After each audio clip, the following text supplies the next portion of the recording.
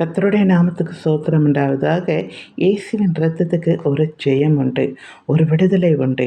இயேசுவின் இரத்தம் சகல பாவங்களை நீக்கி நம்மை சுத்திகரிக்கும். அது உண்மை. எந்த ஜாதி, எந்த மதமாக இருந்தாலும் அவரை நோக்கி உண்மையாகவே தன் பாவங்களுக்காக வருத்தப்பட்டு, இயேசுவே என் பாவங்களை மன்னியும் என்று சொல்கிறார்களோ அவர்கள் பாவங்கள் மன்னிக்கப்படும். ஒருவேளை தன் பாவங்களை உணராமல் துணிகரமாய் பாவங்களை செய்து கொண்டு இருந்தால் அவர்கள் பாவங்கள் மன்னிக்கப்படாது. 2 கல்லில் ஒரு கல்லன் பாவி என்று உணர்ந்து இயேசுவினிடத்தில் பேசினான். உம்முடைய ராஜ்யத்தில் அடியேனை நினைத்தருளும் என்றான்.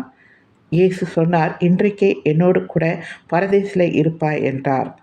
அடுத்த கல்லனுக்கு தன் பாவங்களை குறித்து வருத்தமும் இல்லை, அவரிடத்தில் வர மனதும் இல்லை. அதனால் அவன் கைவிடப்பட்டான். அதே போலதான் பேதுருவும் யூதாசையும் பார்த்தீர்கள் என்றால் அவர்களும் இதே மாதிரி தான். ஒருவன் தன் தவறை உணர்ந்து இயேசுவினிடத்திலே மன்னிப்பு கேட்டான். மற்றொருவன் யூதாஸ் காரியத்து தன் பாவங்களை உணர்ந்தான். குற்றமில்லாத இரத்தத்தை காட்டி கொடுத்தேனே என்று நினைத்தான். ஆனால் இயேசுவினிடத்திலே வராமல் நாண்டு கொண்டு செத்தான். இதை நீங்கள் வேதத்திலே வாசித்திருப்பீர்கள். ஒரு சிலர் இப்படிதான் இருக்கிறார்கள். தன் பாவங்களுக்காக இயேசுவினிடத்தில் வந்து மன்னிப்பு கேட்க மாட்டார்கள். இயேசுலாம் ஒரு கடவுளா என்று நினைக்கிறார்கள். அவர்தான் மெய்யான கடவுள். அவர்தான் பாவங்களை மன்னிக்கிற ஒரே தெய்வம். அவர் மட்டும்தான்.